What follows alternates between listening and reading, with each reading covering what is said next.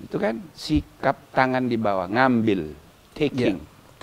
Taking, not caring, sharing, and giving, tapi taking, asking, thieving, and at the top, robbing.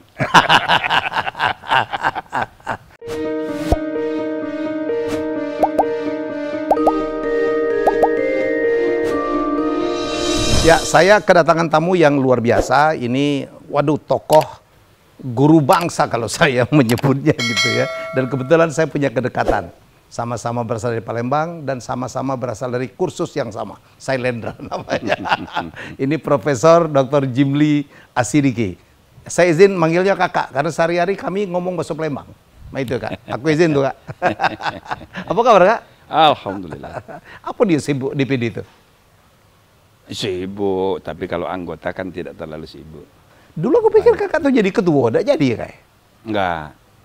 Jadi anggota 136 kan partai sendiri-sendiri. Nah terus? Ya, kita kan bukan orang politik. Kakak dulu memang memutuskan dari awal tidak akan pernah masuk partai manapun kak? Ya, saya memang masuk di PD juga maksudnya mau memperbaiki. Cuma ya karena kawan-kawan di sana punya skenario lain. Kepentingan sendiri-sendiri. Kan yang menyarankan supaya saya ke MPR saja, bisa aja jadi ketua MPR. Jadi saya memang tidak biasa rebutan. Rebutan mengambil. Saya mau menyumbang. Kak Jimli itu... Tapi tidak semua orang bisa mengerti apa yang saya maksud. Nah, ya sudah. Kak Jimli itu dalam catatanku adalah orang yang jarang menjadi anggota. Selalu di organisasi lembaga apapun menjadi ketua. Gitu kan? Ya, MK. Karena dipercaya. Kalau dipercaya kita kerjakan. Kalau enggak ya sudah. Terus kakak dulu di KKPP apa sih kak? Di KPP, pengawas pemilu ya? Dewan Kehormatan Penyelenggara Pemilu, mengawasi KPU dan mengawasi pengawas. Bawaslu, dua-duanya. Dengan kode etik. Dan itu kita kreasi menjadi peradilan etika pertama di dunia. Itu ya? Ya. Sekarang lembaga penegak kode etik sudah mendunia di mana-mana, tapi belum dikonstruksi sebagai forum pengadilan yang terbuka. Nah, itu kita bikin. Maka kalau di internet itu disebut the first court of ethics. Wow. Not only in Indonesia, in the world. In the world. Betul. Dan by law itu sudah disebut mahkamah. Sekarang undang-undang di mana? Undang-undang di DPR, undang-undang MD3. Ya, itu menyebut dulu kan Badan Kehormatan DPR. Sekarang ganti nama, Mahkamah Kehormatan DPR. Itu gara-gara buku saya. Berapa buku? 70? Oh, buku saya sudah 70. Wih, kapan nulis? Jadi kita menggagas etika, konstitusi, dan peradilan etik. Ya. Dan yang saya pikir salah satu puncak karir beliau adalah salah satu inisiator pendirian Mahkamah Konstitusi. Kan? MK itu kita nomor 79 in the world. In the world. But di abad ke-21 nomor 1. Yang nomor 78-nya Thailand. Tahun 98 kita lagi ribut. Nah, dia bikin MK ke-78. Nah, kita tahun 2003. Jadi saya bilang, kita nomor 1 juga, cuma abad ke-21. MK pertama di Austria tahun 20. Nah, kita ke-79. Sudah apa? Dan saya ikut merumuskan masukan untuk perintah presiden dulu, undang-undang dasar. Saya ikut membantu merumuskan untuk undang-undang. Ya. Saya diangkat jadi tim ahli DPR. Juga diangkat oleh Yusril sebagai waktu itu menteri itu. Nah, jadi saya dapat 2 honor. Honor dari pemerintah untuk nyusun undang-undang MK. Dan kemudian saya dipilih jadi ketua, anggota, lalu terpilih jadi ketua. Dua periode. Iya, sampai 2008 sudah itu saya berhenti. Tapi di periode ketiga sebenarnya Kak Jimli juga sempat masuk jadi anggota kan? Iya, tapi saya bilang saya kan sudah tugas sejarah sudah selesai. Maka saya cukuplah 1 periode. Saya beri 5 tahun, 2 kali jadi ketua. Tapi semua partai ngutus utusan mendatangi saya supaya saya daftar lagi. Maka mereka buka pintu supaya saya ini masuk. Kan tidak enak saya, terpaksa saya masuk. Nah, tapi sesudahnya yang terpilih Mahfud, karena digergaji oleh JK dan kawan-kawan, jangan sampai saya jadi ketua. gara-gara putusan kami kontroversial yang membuat sejarah, anggaran pendidikan 20%. Oh, itu di zaman kakak? Itu. Sesudah itu, ya sudah saya nggak jadi ketua. Ya kan, saya sudah tidak mau jadi anggota pun tidak mau. Dan Kak Jimli mundur? Saya mundur. Luar biasa. Padahal orang berebut kepengen anggota MK sekalipun berebut. Karena tugas sejarah saya sudah selesai, semua orang mengeluhkan, semua orang apresiasi. Dah, ngapain lagi saya di situ? Saya kan sudah tidak mau lagi. Ya, tapi karena ada permintaan semua partai. Ya. Termasuk Ibu Mega ngutus Pramono Anung. Dan ngutus Agnita Ong Plembang. Iya. Singodekane. Singodekane. Pokoknya Pak Jimli harus daftar. Ya sudah, saya daftar. Tapi dikerjain di ujung hari.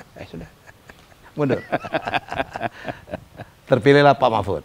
Terpilihlah Mahfud, kemudian saya diminta jadi ketua Dewan Kehormatan KPU.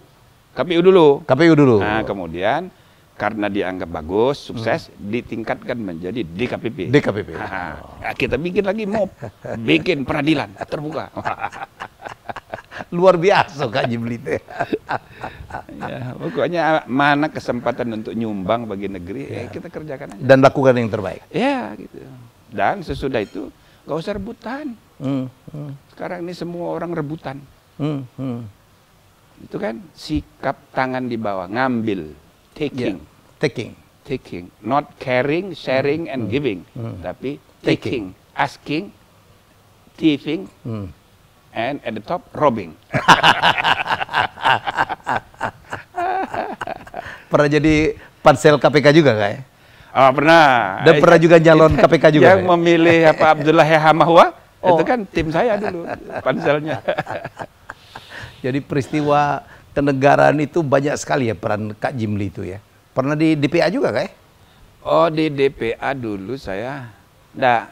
DPA itu bukan DPA, apa namanya? One Team Press. One Team Press.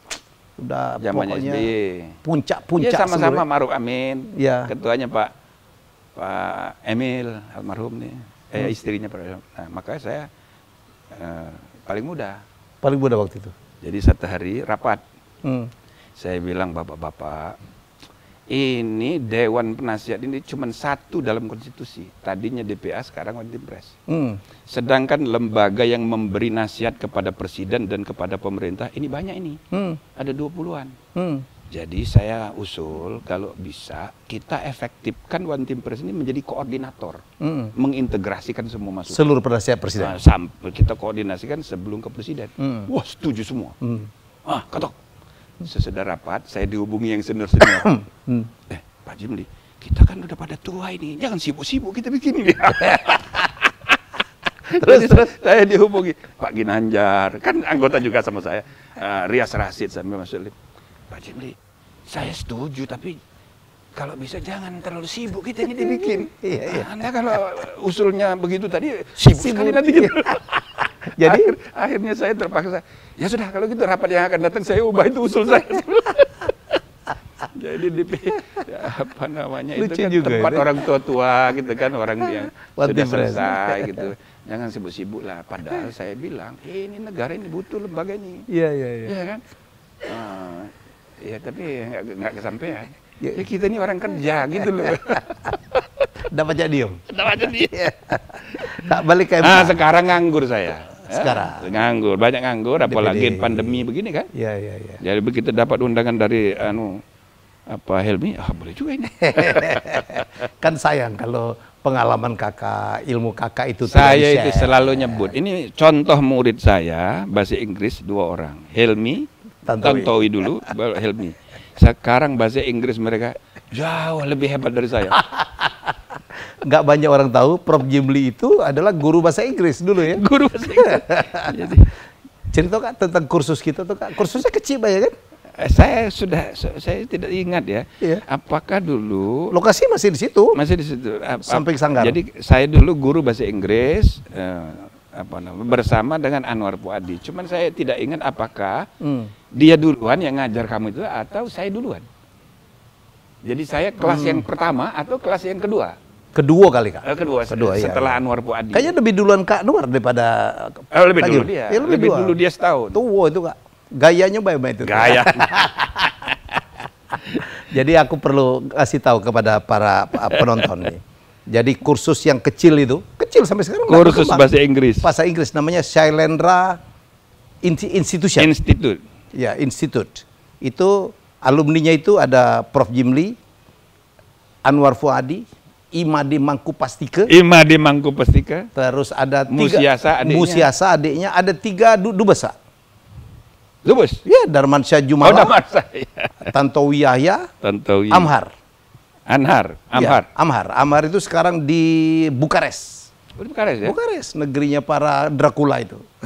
Nah, jadi banyak orang tidak tahu itu mantan gubernur Bali itu orang Palembang itu. Oh, Palembang gitu. Kalau ketemu saya Masa Palembang. sama anggota DPD, bahasa Palembang. Lahir di Palembang. Jadi saya bilang, waktu dia jadi gubernur, saya ketemu kan, bisa ngomong bahasa Bali nggak ini? Karena kita kenalnya dia di Palembang kan. Jadi itu luar biasa Kak. Iya. Luar biasa itu. Kak Jimli itu meninggalkan Palembang tahun berapa sih? Saya 74. 74. Tamat sekolah. Oke. SMA dulu Kerja. Saya alia. Alia. Saya enggak pernah sekolah umum. Oh iya, pesantren terus. Iya. Ibtidaiyah, sanawiyah, Alia. Tapi masuknya UI. Fakultas Hukum. Fakultas Hukum. Karena baru pertama kali orang tamatan madrasah boleh masuk universitas umum sesudah ada SKB Menteri Mukti Ali. Mufti Ali, Menteri Agama. Mukti Ali. Nah, sesudah itu saya adalah generasi pertama. Jadi lulus tes saingan dengan anak SMA di Senayan situ. Lulus kita. Lulus. Jadi makanya suka dengan di Kementerian Agama saya pernah dijadikan role model. Role model. Contoh alumni madrasah, nih ketua MK. Jadi jangan inferior madrasah itu. Nah, ini contohnya. Ini contoh yang sangat luar biasa ya. Bukan sekedar lulus. Dan pakai tes. Pakai tes. Nggak ada privilege. Tidak ada. Ya kita orang dusun. Iya. Jadi begitu tes di Senayan, lulus kita. S2 juga di UI Kak? Oh, S2 di UI, cuman S3-nya dia campur-campur. Ada yang di Belanda itu? Ya, apa namanya itu, summon working, apa namanya itu, dengan Leiden. Kerja sama dengan Leiden University? Ya, dan Leiden. karena waktu itu saya ikut program by research. Oh. Jadi tidak pakai S2, tapi saya sudah S2. Tapi program tanpa kuliah. Oke. Rombongan saya itu senior-senior semua. Hamid At-Tamimi. Hamid At-Tamimi, oke. Itu jauh di atas saya, kelas guru saya. Oke. Harun Ar-Rasyid. Harun Ar-Rasyid. Dia kan kelasnya guru saya, tapi dia seangkatan sama saya itu. Cuma dia lebih dulu selesai. Nah, jadi saya selesai tahun 91 doktornya. Doktor. Ya. Luar biasa. Tapi saya sudah jadi dosen di UI sejak tahun 81. Sampai sekarang? Tapi sekarang pensiun. Oh, pensiun? Pensiun karena di DPD. Oh, tidak boleh lagi? Ya, kalau di MK dulu namanya bukan pensiun, tapi berhenti sementara. Sudah tidak lagi masuk lagi, maksudnya supaya jangan double salary. Kak Jimli itu sekarang punya lembaga apa? Lembaga Ada studi? sekolah. Ada sekolah. Jimli School of Law and Government. Masih jalan? Masih jalan. Lumayan. Cuman saya ngajar terus di UI. Membuka kuliah S1, S2, S3 itu selalu saya. Nah, ya kuliah umum, apalagi webinar begini, setiap mata kuliah itu saya mulai. Dari rumah? Karena selalu saya mengajarkan hal yang baru. Nah, dosen-dosen pun ikut mendengar, saya suruh dengar supaya tahu perkembangan. Oh gitu? Saya kalau bekerja, pekerjaan itu jadi buku. Oh, makanya bukunya banyak? Melahirkan buku juga. 71 buku? Ya. Jadi mulai dari konstitusi hijau, konstitusi keadilan sosial, konstitusi ekonomi, dan ada konstitusi biru kayak baju ini, biru. Ada juga? Akan. Ya, apa beda juga? Warna itu menentukan apa? Biru itu impian saya tentang pengaturan konstitusional tentang dunia maya, dunia langit, dunia masa depan. Maritim, dunia hijau. Hijau justru? Tanah dan air itu hijau. Itu masa kini. Tapi masa depan itu dunia biru. Nah, maka salah satu kekurangan konstitusi kita, ya kan? Sebenarnya konstitusi di banyak negara termasuk di Amerika belum menyebut udara. Misalnya pasal 33, bumi dan air dan kekayaan alam yang terkandung di dalamnya dikuasai oleh negara. Tidak menyebut udara. Tidak. Jadi kalau bumi dan air dan kekayaan alam yang terkandung di dalamnya bumi, air. Air. Kalau di atasnya bagaimana? Tidak ada. 5 senti di atas air bagaimana? Itu nggak dikuasai negara seolah-olah. Padahal. Nah, dalam konstitusi Amerika itu ada namanya property and territory and property clause. Nah, dia digabung jadi satu. Jadi teritorial itu juga properti dari negara. Nah, tapi yang diatur di dalamnya juga perairan dan daratan. Udara tidak. Karena cara berpikir umat manusia 2,5 abad yang lalu sampai abad ini Belum kepikir kalau di udara pun satu kekayaan. baru abad ini. Padahal bahasa kita itu sudah jauh lebih maju dari bahasa manapun di dunia. Semua dunia ini di Eropa apalagi itu rata-rata menyebut negeri itu land. Holland, England, Deutschland, Finland, land semua. Land semua, ya kan? New Zealand, land semua. Betul. Jadi negara negeri itu dilihat sebagai teritorinya daratan. Nah, Indonesia tidak. Kita menyebut tanah air. Ada airnya. Ada airnya, mestinya bukan tanah air tanah. Karena jumlah air kita 75%. Tapi itu sudah jadi bahasa Indonesia. Menggambarkan cara berpikir manusia Indonesia itu jauh lebih maju. Tapi tetap udara belum masuk. Nah, maka kita harus membayangkan masa depan. Nah, saya lagi ngerancang, belum selesai. Konstitusi biru. Wih, luar biasa nih, Kak. Nah, supaya mengingatkan semua orang pengaturan-pengaturan untuk keadilan, kebebasan, perdamaian di ranah dunia baru ini harus jadi bahan pikiran. Ya, aku juga pernah ngomong dengan Wong Kito juga, Marskal Cepi Hakim. Ngomong sama konsepsinya. Udara itu luar biasa, satelit. Nanti manusia sekarang mungkin sudah sedang merencanakan untuk tinggal juga di ruang angkasa gitu. Sekarang ada perdebatan filosofis di karangan para ahli, walaupun baru ya. Universe and universal, and universalism. Timbul persoalan. God is one. Apakah universe only one? Berarti nyaingi Tuhan dong sama-sama satu. Ada nggak kemungkinan universe itu banyak? Maka ada aliran baru namanya multiversalism. Multiversalism. Karena uni itu kan satu kan? Uni satu. Kalau multi, karena galaksi ini kemungkinan bukan cuma satu. Bukan cuma Bima Sakti, bukan cuma Tata Surya. Tata Surya ini mungkin bukan cuma satu, mungkin banyak. Nah, maka kalau di Quran disebut 7 lapis langit, lalu dikira 7 planet. Sekarang tidak bisa lagi kesimpulan 7 lapis langit sama dengan 7 planet. Karena sudah ratusan planet ditemukan. Ada kemungkinan jangan-jangan bumi ada juga di tempat lain. Tempat kehidupan gitu. Jadi kalau nanti kiamat di galaksi pertama, barangkali bisa pindah ke sana. Nah, kalau kita telat, nanti kita jadi nyewa aja. Nah, maka itu harus dipikirkan dari sekarang. Konsepsinya. Jadi misalnya dulu ada duta besar Zorkin dari Rusia, ngundang saya 20 tahun konstitusi Rusia, minta saya ceramah. Sudah dia ngajak ngomong. Ini, Prof, ini Rusia ini lagi merancang dunia maya for peace. Perlu ada konvensi internasional. Tapi pemerintah Amerika terus nggak mau membahasnya. Loh, kenapa saya bilang? Karena mereka lagi riset. Yang paling maju itu ya Amerika, meriset dunia maya dan meriset planet. Itu kalau dia yang kuasai semua, nanti kita habis gitu. Habis nanti, kata dia begitu kan? Jadi semua. Iya ya. Ini perlu ada ya kan dialog dunia mengenai bagaimana mengatur dunia planet masa depan itu. Jangan kita tukang sewa aja nanti. Nah, paling tidak generasi milenial ya kan dapat bahan baru untuk bantu memikirkan di bidang ilmiah supaya ini menyebarkan kesadaran tentang masa depan.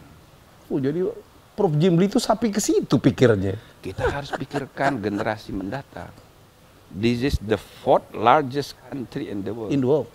Jadi kita harus berpikir tentang the next generation. Sekarang kita masih ketinggalan dalam semua aspek, tapi dengan disrupsi teknologi, mengejar ketinggalan itu bisa cepat. Itu aja. Saya di buku saya bahas di Konstitusi Keadilan Sosial. Itu 1% richest of the world, 31% di antara 1 richest of the world itu tadinya berasal dari orang miskin 30 tahun yang lalu. Oh gitu ya Lah ya, jadi dalam waktu hanya 30 tahun loncat mengejar bisa cepat top 1% richest of the world. Artinya kita juga bisa kalau mau. Nah, tapi ini kan harus dengan kesengajaan. Ya. By design. Visi masa depan.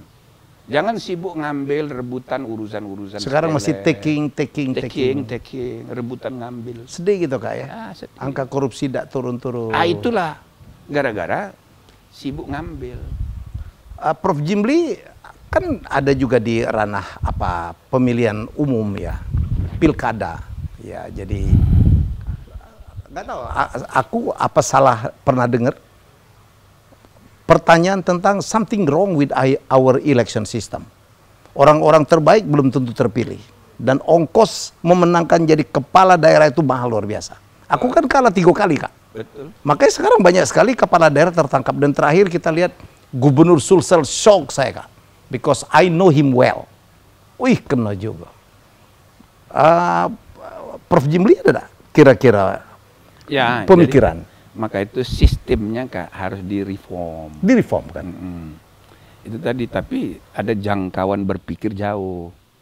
Misalnya saja isu undang-undang pemilu udah dua tahun masuk prolegnas, artinya memang sudah diniatkan dari awal undang-undang pemilu diperbaiki. Tapi kan tidak jadi diperbaiki, why? Karena kepentingan masing-masing dalam jangka pendek.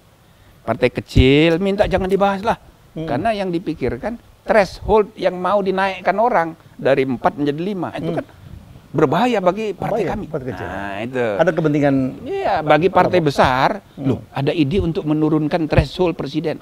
Jangan dong. Itu kan harus. Jadi yang dipikirkan kepentingan masing-masing. Kepentingan golongan ya. Kelompok, golongan. Pribadi malah. Gitu loh. Nah, nanti yang dipersoalkan jadwalnya. Ini kan baru pemilu serentak 2004 masa mau diperbaiki lagi. Ya ini kan tergantung, ini dibahas dulu. Yang belum dipraktekkan, dilaksanakan. Tapi intinya kita harus merancang upaya perbaikan.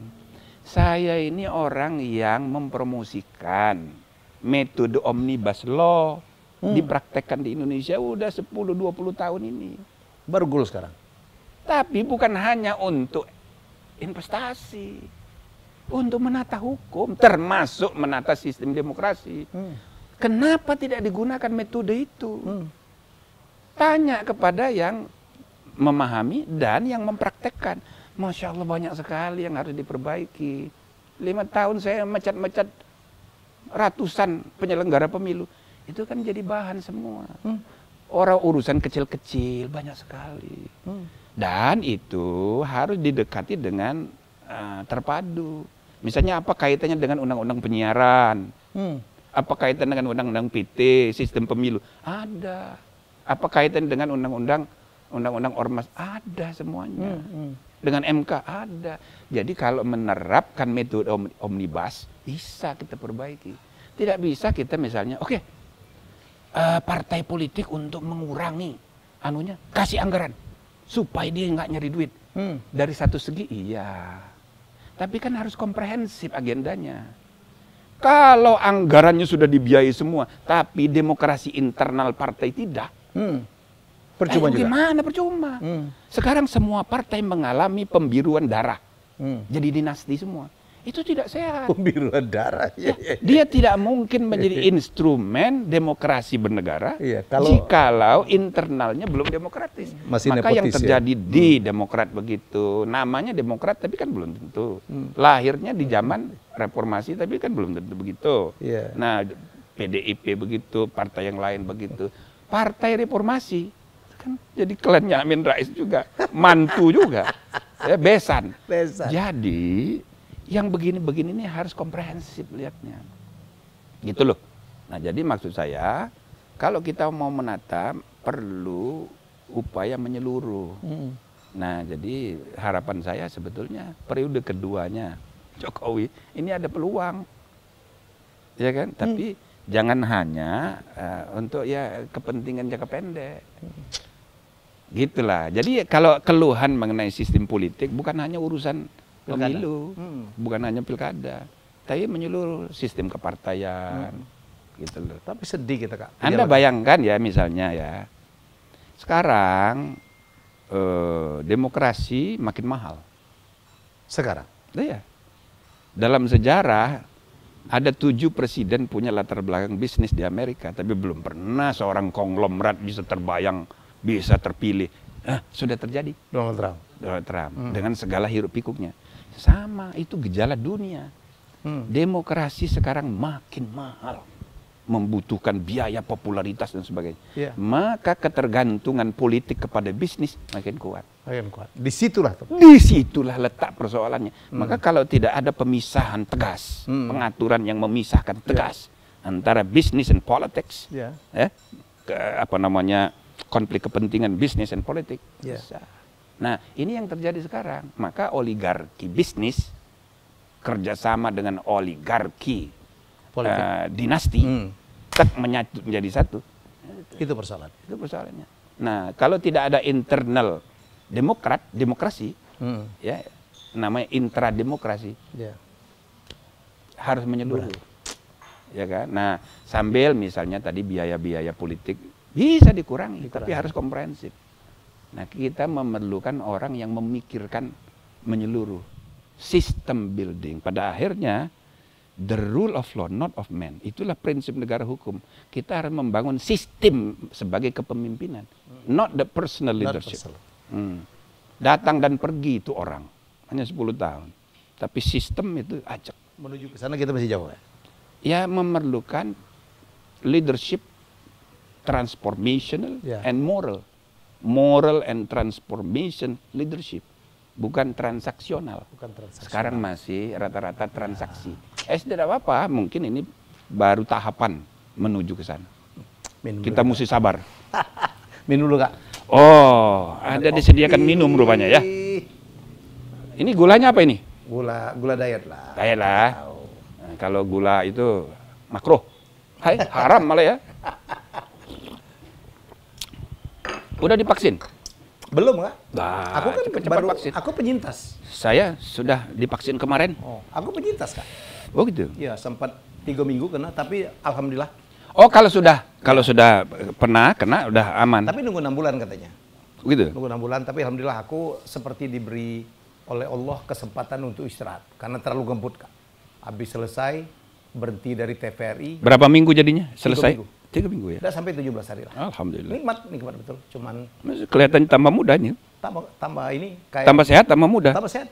Kayak mobil masuk itu, Kak, masuk pedok.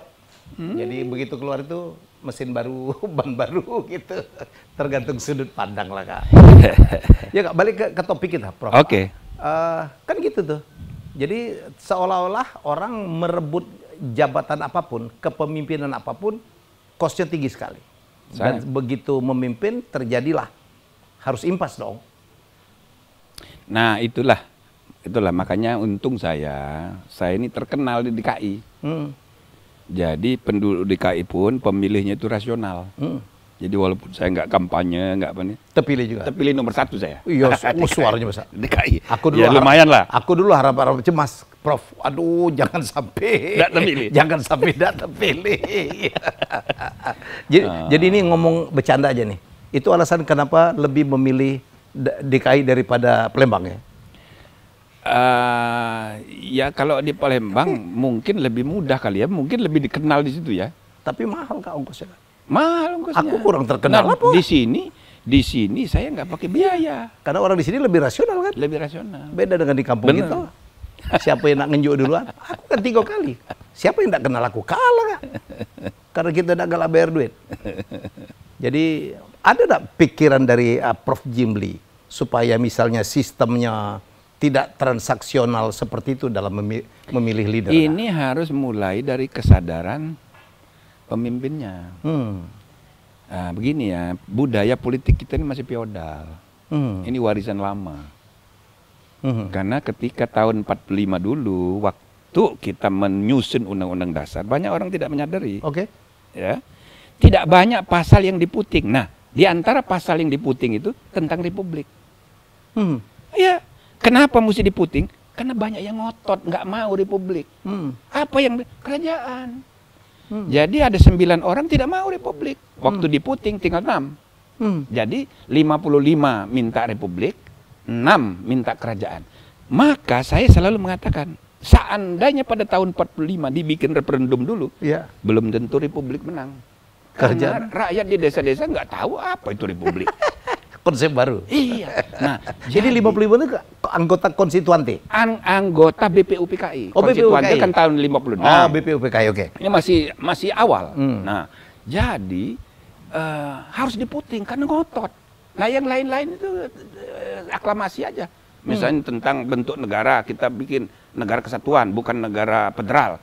Aklamasi. Debatnya panjang. Oh, panjang. Antara Bung Hatta, Bung Karno beda. Panjang. Bung Hatta itu minta federal sejak tahun 30-an. Iya. Oke, terus? Tapi waktu di BUPKI udah sepakat deh NK, negara kesatuan. Tapi republik enggak. Karena ngotot. Nah, cermin dari budaya kerajaan. Maka ini harus disadari, warisan budaya politik ini kerajaan. Kalau generasi milenial sekarang tidak menyadari, tidak berupaya melakukan modernisasi transformasi, maka kita akan menyerah pada warisan kebudayaan ini. Dan kalau Anda sudah berkuasa, Anda tinggal nikmati. Itu loh. Maka semua partai mengalami pembiruan. Biru semua darahnya. Semua gitu loh. Maka calon kepala daerah kemarin itu hampir separuh, ya, itu ada kaitan itu hubungan darah.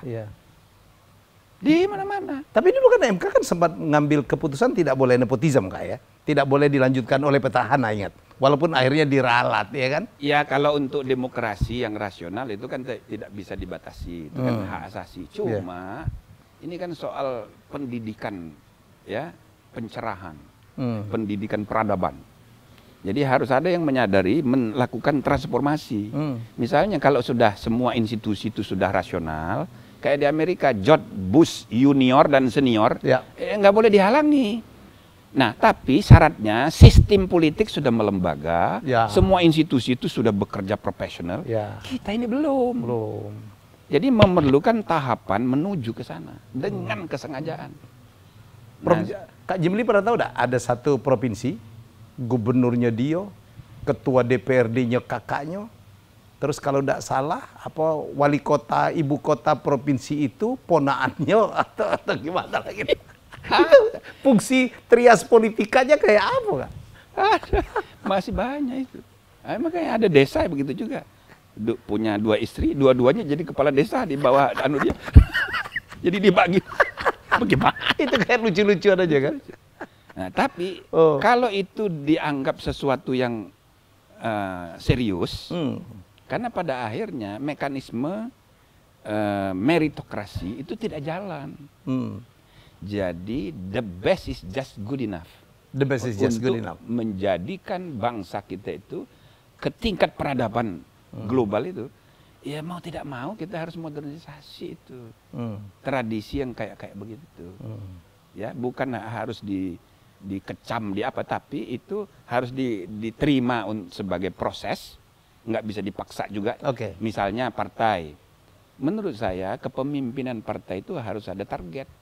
Misalnya cukup 2 generasi. Generasi pertama, generasi anaknya.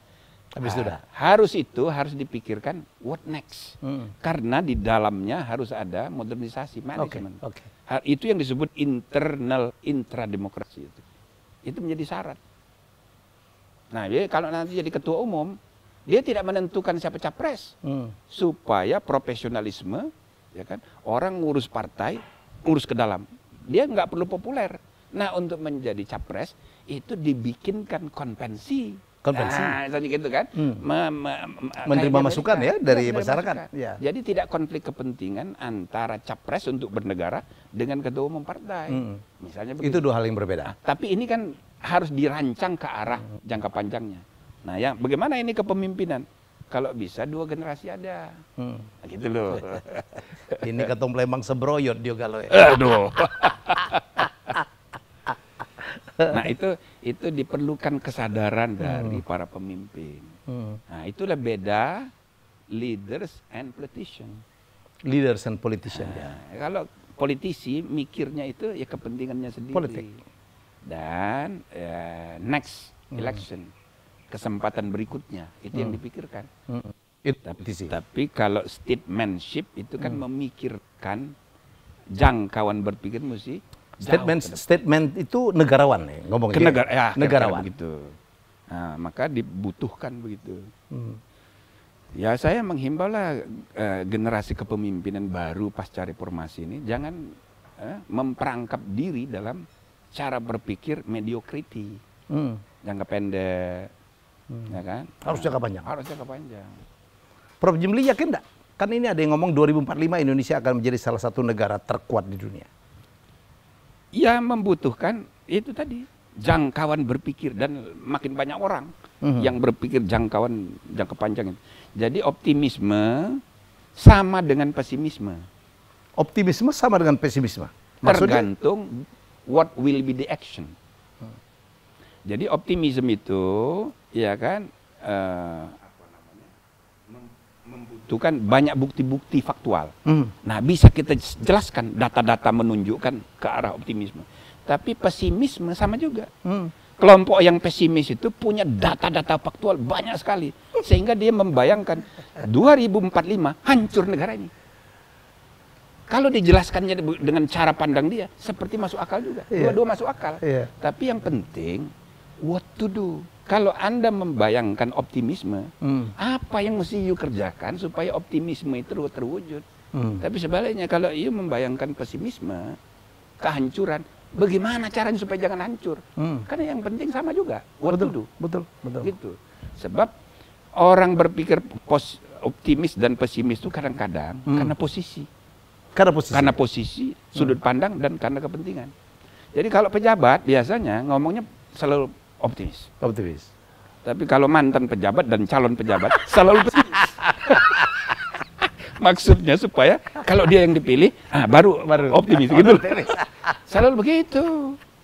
Mantan pejabat begitu dia udah lengser, negatif. Terus mikir, baper ya. Ya bukan. Salah melulu orang ini kan. Padahal kalau kita belajar dari Amerika ya, kecuali Trump ya, Kak Jimli ya. Luar biasa ya. Tiap acara kenegaraan dia mau menang, mau kalah, mantan presiden tetap hadir dan tidak memberikan kritik ya terhadap apa penggantinya. Iya, itu harus jadi tradisi. Tapi jangan juga semua pemimpin mulai dari nol, reinventing the wheel. Semua kebaikan ini mulai dari saya, yang lalu salah semua. Kan begitu juga kita ini. Dia ganti menteri, semua kebijakan yang lalu salah semua. Ganti. Kemuliaan baru dimulai sejak hari ini. Jangan begitu. Padahal overall di bawahnya sama aja. Kak, aku pernah dengar satu pandangan nih. Kak Jimli tidak tahu kok ya. Kita nih mau diganti siapapun pemimpinnya, mau diganti pun siapapun menterinya, eselon satunya sampai ke bawah kan itu juga. Kadang-kadang nggak berubah tuh. Jadi nggak banyak berubah nggak pemerintahan itu? Ya maka itu, ya itu yang tadi saya bilang sistem.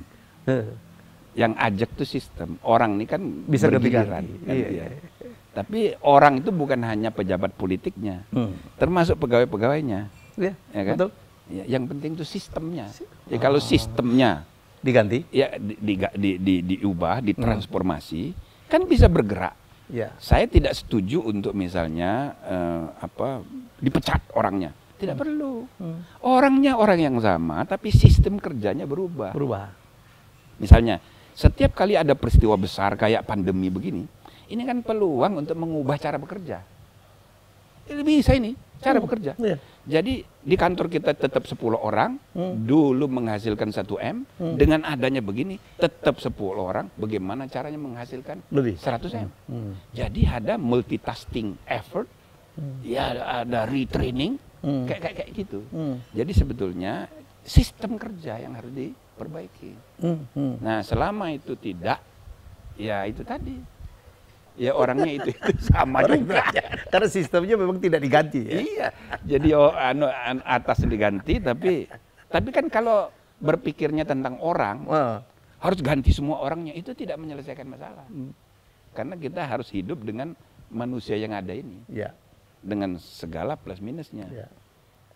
Terus Prof. Jimli percaya tak kalau untuk merubah suatu organisasi termasuk negara itu, it has to be started from the top leader. Seperti misalnya Singapura itu berubah karena pernah dipimpin oleh Lee Kuan Yew. Malaysia berubah itu karena dulu pernah ada Mahathir, ya kan? Indonesia pun dulu karena ada Soekarno gitu. Peran seorang top leader yang memulai menanamkan fondasi dan memberikan contoh segalanya. Ya kalau dari, ya itu ada dua ya. Satu, ukuran. Yang kedua, budaya. Ya. Makin besar organisasi, maka ketergantungannya kepada sistem itu makin tinggi. Makin tinggi pula. Artinya makin kecil organisasi itu ketergantungan pada person, figur, itu makin tinggi. Oke. Nah, tapi kalau organisasinya besar, kita tidak boleh mengandalkan figur. Harusnya sistem. Sistem, harusnya sistem. Itu satu. Yang ideal ya. Oke. Nah, yang kedua, makin modern suatu organisasi, maka ketergantungan pada sistem, peran sistem makin kuat. Ya. Makin kampungan organisasi itu, makin tergantung pada figur. Gitu. Jadi kalau organisasinya besar sekali kayak negara, masih tergantung kepada figur, itu tandanya budaya masih kampungan. Dan itu tadi yang saya bilang, kita masih mewarisi budaya feodal. Kalau berpikir tentang Indonesia hari ini, benar kita tidak mungkin bisa maju kalau tidak ada figur yang memulai. Iya. Gitu loh. Karena semua orang ini pegang burung, nunggu titah. Maka senyuman seorang pemimpin, kedipan mata seorang pemimpin, apalagi marah di dalam rapat, besar pengaruhnya ke dalam birokrasi yang cara kerjanya masih feodal. Nah, jadi memang faktor figur itu untuk hari ini Indonesia ini sedang karena masih kampungan tadi. Itu loh, belum modern. Itu kalau menurut saya. Ini Pak Jokowi ada 2 periode, Pak. Artinya kan next 2024 akan ada presiden baru. Gitu. Bagaimana pandangan Prof. Jimli? Apakah regenerasi? Apakah pemimpinnya itu aja gitu? Saya rasa ya, saya nggak perlu menyebut orang, kita agak sedikit ada gejala satu ya, regenerasinya cepat sekali. Jadi kan regenerasinya cepat sekali, muda-muda sekarang ini. Ya, di DPR aja muda-muda. Iya, tapi di lain segi politik itu menua, gejala di dunia. Maksudnya? Ya Pelosi 80 terpilih jadi ketua DPR. Biden tua. Biden lebih tua dari Donald Trump. Mahathir pernah terpilih. Ya, terus ya kan kecenderungan misalnya kayak Putin itu kemungkinan nggak ganti-ganti itu. Lalu Hun Sen begitu juga makin tua. Nah, jadi saya rasa dan ada gejala di Indonesia, orang tua-tua walaupun dia tidak punya jabatan terus berperan. Orang tua-tua itu melalui berbagai mekanisme. Ada melalui mekanisme partai, ada kelompok kepentingan. Maka peranan orang tua itu makin kuat, makin banyak, makin tidak. Tapi jauh jaraknya dengan yang formal. Pemimpin formal ini muda-muda. Maka saya rasa presiden mendatang itu kalau bisa jangan terlalu cepat, yang muda-muda. Hanya gara-gara populer gitu. Ya mungkin yang matang dulu lah, ya kan? Jadi yang matang betul-betul teruji dalam sejarah kita perlukan. Nah itu menurut saya sebaiknya begitu. Tapi yang juga sangat penting kesadarannya untuk sistem building itu. Dan yang kedua, yang dia menyadari bahwa warisan budaya feodal ini harus dibenahi. Kita ini punya presiden, rata-rata darahnya itu ada biru-birunya semua. Satu, Bung Karno biru banget. Apalagi Mbak Mega, anak darah biru ya tentu biru sekali. Ya Ya, Soeharto itu lama biru sekali. Istrinya juga ada birunya, dia juga ada biru-birunya dikit gitu kan. Iya. Habibie, wah orang Jerman, ibaratnya gitu ya, Iya, iya. sangat rasional. Tapi istrinya, ibunya ada biru-birunya juga, dikit gitu. Gus Dur, lah biru sekali, karena kiai-kiai itu kan biru banget itu, kultur di pondok pesantren. Nah menurut saya presiden yang darahnya paling merah itu Jokowi, karena dia orang pasar. Dalam budaya politik Jawa, budaya pasar dan budaya keraton itu antara biru dan merah. Dia ini sangat biru, maka sebetulnya punya potensi ya untuk terus bersama rakyat, makanya dia suka belusukan. Sangat merah maksudnya. Sangat merah. Ya. Tetapi sesudah periode pertama, periode kedua, kan biru juga jadi darahnya. Artinya dia pun ikut tenggelam. Menikmati budaya biru itu. Sehingga anaknya, mantunya pun gampang sekali terpilih kan. Nah, jadi artinya orang yang darahnya sangat merah pun bisa membiru. Bisa membiru. Gitu loh. Kalau tidak diiringi kesadaran yang serius untuk transformasi budaya feodal menuju budaya modern, susah. Susah. Nah, maka kita butuh kesadaran para pemimpin, bukan hanya presiden, ya gubernur ya apa, untuk membenahi modernisasi budaya politik kita. Budaya kerja. Itu makin modern. Ya, Kak. Tapi menarik ya waktu Prof. Jumli mengatakan, iya juga ya, anak muda nggak banyak tahu bahwa NKRI itu adalah gabungan dari mungkin ratusan atau ribuan kerajaan-kerajaan ya. Iya. Mulai dari yang besar sama namanya yang ada kecil-kecil. kesultanan, Iya, kerajaan, macam-macam. Seluruh Indonesia. Seluruh Indonesia tuh.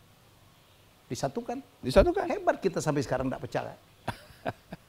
Luar biasa tuh ya. Iya. Pancasila, UUD itu. Ya dari segi itu kita bersyukur, tapi ya kembali lagi ya sikap dan budaya politik kita itu memang harus diperbaiki. Nah sehingga kita pun ya warisan-warisan kerajaan masa lalu kan ada purumnya, ada persatuannya. Ya itu kita harus bantu juga supaya jadi objek wisata dan sebagainya kan bisa gitu. Melestarikan budaya. Melestarikan kebudayaan. Jangan cuma Jogja. Jogja itu kan Palembang ada, tapi dua sultan juga. Sultan Palembang. Iya. Di mana-mana banyak, di Riau paling banyak itu. Paling banyak. Paling banyak. Di Melayu ya. Melayu banyak sekali itu. Alhamdulillah. Oke, Kak, menarik sekali perbincangan kali ini. Kak Jimli, nak komentar apa yang terjadi pada Demokrat nih, Kak? Mungkin oh ya aja. ini kan bagian dari masalah-masalah apa ya? Itu termasuklah persoalan pelembagaan politik. Ya. Jadi saya melihatnya ya tentu ada masalah secara internal. Karena internal demokrasi nggak begitu jalan. Ya kan, maka timbul kasus begini. Tapi ya ada keterlibatan orang luar itu biasa saja. Jadi bisa yang mulai dari dalam, bisa yang mulai dari luar. Selalu ada irisan dinamisasi antara, organisasi. Nah tapi saya lihat ya kita harus selamatkan lah ya. Karena ini bukan hanya partai, ini adalah sistem politik. Dan itu bisa melanda semua partai kalau dibiarkan. Dan kebetulan ini kubu non pemerintah, kebetulan aja. Tapi kalau ini terjadi gitu dibiarkan, bisa melanda yang lain-lain juga. Nah kubu non pemerintah ini kan tidak kuat sekarang. Jadi dari segi keperluan nggak terlalu penting bagi pemerintah. Gitu. Jadi pasti ini bukan agendanya Jokowi, karena dia nggak perlu. Apalagi nih ya mantan presiden, sebentar lagi dia akan jadi mantan presiden. Jadi bukan kepentingan dia, tapi ada kepentingan bisa saja dari mana. Gitu. Nah, jadi saya rasa sikap pemerintah by law ya di undang-undang itu netral aja, karena di undang-undang itu jangan lihat undang-undang di zaman Gus Dur, undang-undang sesudah reformasi ini, undang-undang 2008, Undang-Undang 2011, itu jelas kalau ada konflik partai, pemerintah gak usah ikut campur. Pemerintah itu nunggu beres dulu, terima bersih, gitu loh. Dia nggak bisa ngesahkan. selesaikan dulu internal. Nggak bisa diselesaikan internal, bawa ke pengadilan negeri, bukan TUN, pengadilan negeri. Pengadilan negeri. Kalau tidak selesai, bawa Mahkamah Agung, bukan TUN. TUN artinya, kalau TUN itu pemerintah sudah membuat tindakan administrasi dulu. Ini enggak. Tidak boleh pemerintah membuat tindakan administrasi mengesahkan, tidak bisa.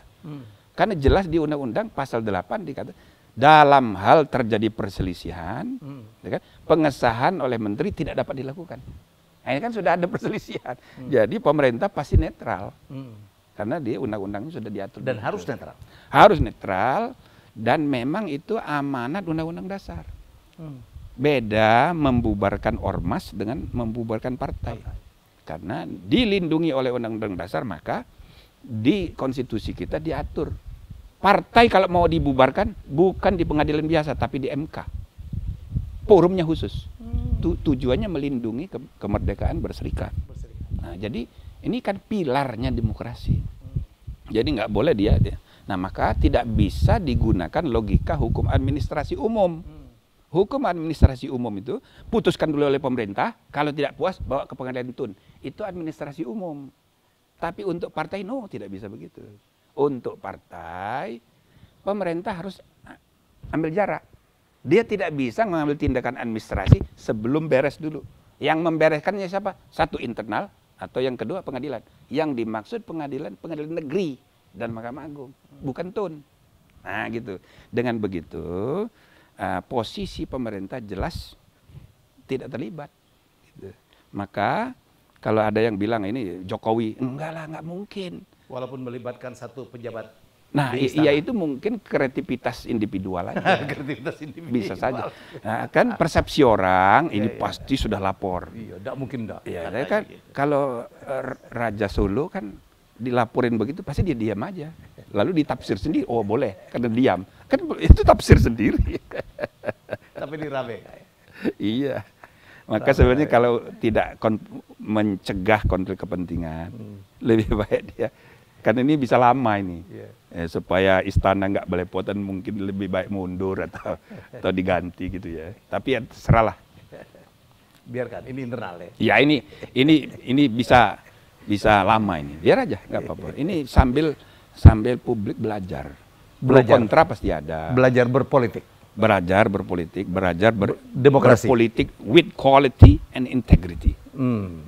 Ya, jadi bukan hanya berpolitik tapi kualitas dan integritas. Itu harus harus seimbang. Nah, sekarang semua orang sudah mulai bicara nih. Bodoh ini, ya biarin aja. Bagian dari public education. Pencerahan. Diperlukan untuk membuat negara ini makin dewasa. Dan juga pemimpin-pemimpinnya. Iya. Oke, Kak Jibli, Prof. Jibli, terima kasih. Ya, ini satu obrolan, kalau istilah saya ini daging semua nih. Kita belajar tentang konstitusi, kita belajar tentang bernegara, kita belajar tentang leadership, ya kan? Kita belajar tentang, itu yang saya terkesan. Konstitusi Biro, itu menyangkut konsepsi kita. Itu lagi saya tulis tapi belum selesai. Ditunggu-tunggu. Itu penting sekali. Kita kaji itu harus. Satu hari saya kasih ceramah di Rapim Mabes TNI AU. Semua jenderal kumpul. Oh, itu udara dong teritorinya. Ya. Terus saya bilang, untung ada angkatan udara. Kenapa Pak? Sebab di konstitusi kita udara nggak disebut. Seolah-olah bukan dikuasai negara. Untung ada pasal 10. Presiden memegang kekuasaan tertinggi atas angkatan darat, laut, dan udara. Nah, ini para penjaga ya. Kenapa mesti dijaga? Karena itu kedaulatan kita. Maka membaca pasal 33 harus dengan pasal 10. Jadi membaca konstitusi itu jangan letterlock. Harus philosophical and moral reading of the Constitution. Nah, jangan letterlock titik koma. Kalau pasal 33 dibacain, udara bukan wilayah, bukan kekuasaan negara kita. Biarin aja. Bahaya itu. Ada kata Pak Cepi Hakim, ada teritori kita yang udaranya tidak dikuasain oleh Indonesia. Jadi dalam kenyataannya iya. Oh iya, ada seliweran pesawat orang lain. Kita nggak bisa lapornya ke Singapura. Batam itu lapornya di Singapura. Ampun deh. Terima kasih Prof. Jibli. Ya mudah-mudahan bermanfaat. memberi manfaat ya. Sangat. Ya, apalagi penonton saya itu ternyata banyak milenial. Oh gitu? Oh iya, 60% itu di bawah usia 40. Oh. Karena mereka banyak sekali kepengen mungkin ilmu-ilmu yang tidak mereka dapatkan di rumah, di sekolah. Ya, ini one of the best podcast ya. Tamu saya kali ini. Ya, nggak salah ya, makanya beliau di mana-mana selalu terpilih. Baik, terima kasih Kak Jimli. Jadi kita jumpa lagi dengan tamu istimewa saya selanjutnya. Bye-bye.